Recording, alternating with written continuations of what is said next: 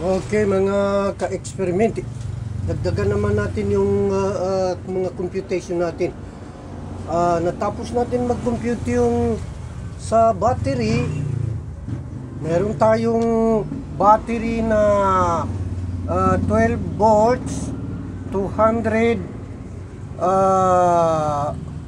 ampere hour. Yan. Ito yung battery natin. Ito yung battery natin. Meron na rin, na-compute din natin yung solar panel natin. Yung panel. Na 400 watts na solar panel. Na-compute din natin yung solar controller.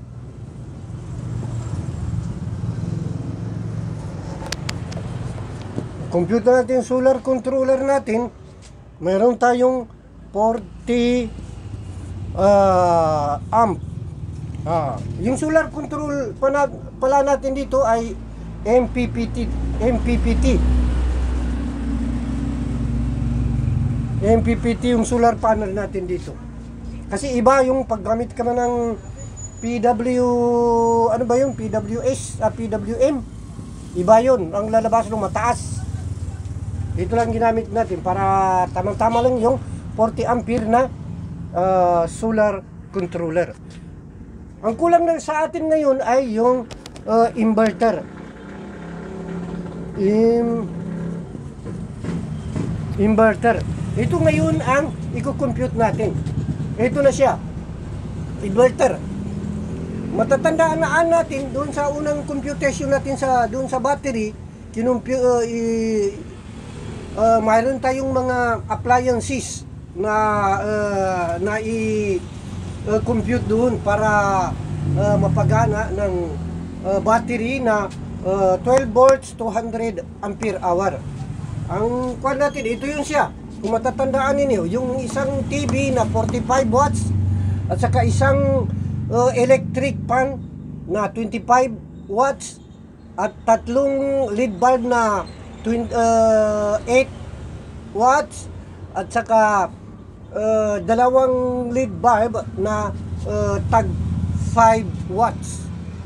Kaya lang naging 10 ito kasi i-times natin yung 2 times 2 yung 5, magiging 10 watts siya. Ito man tatlo, yung 8 watts times 3 is 24. Ito lang na iba sa yung sa electric fan kasi dahil may motor yung electric fan, medyo mataas ang konsumo niya sa energy sa pag-start pa lang. Yan, i-multiply ng 3. Magiging 75 yun siya. Tapos 45 yung isang TV naman. Bali, ang total energy ng mga appliances natin is 154. Ibig sabihin, ito yung capacity, ito yung required na capacity ng inverter na kailangan natin para magpatakbo itong mga appliances. Pero kailangan hindi natin ito masyado hindi natin sasagarin. Ibig sabihin, kailangan meron siyang allowance. Kaya dagdagan natin ito ng 30%. Okay, para madagdagan ng 30%, i-multiply natin dito na 1.3. Kaya ito siya. Pag 1.3 times this one, ito magiging labas niya 200.2 watts na inverter ang kailangan natin. Pero ito medyo baginhawa na yung inverter natin dito kasi may allowance na siya, hindi sagad.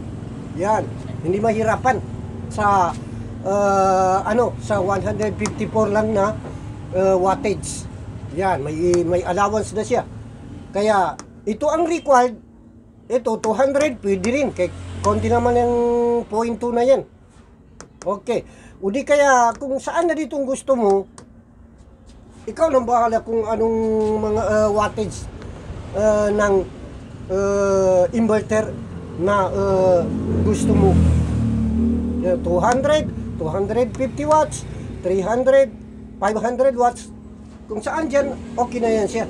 At least, yung load natin, yang kayang-kaya na ng mga inverter na to. Okay, mga ka-experiment, hanggang dito lang. Yung kumpleto na tayo sa ano. Ang kulang lang dito yung circuit breaker at saka wiring, yung mga size ng wiring. Ay, sa mga next na video natin, pasadaan natin yan mga ganyan para kumpleto masyado yung computation natin. Bali ito yung set up na kailangan natin sa mga appliances na ito.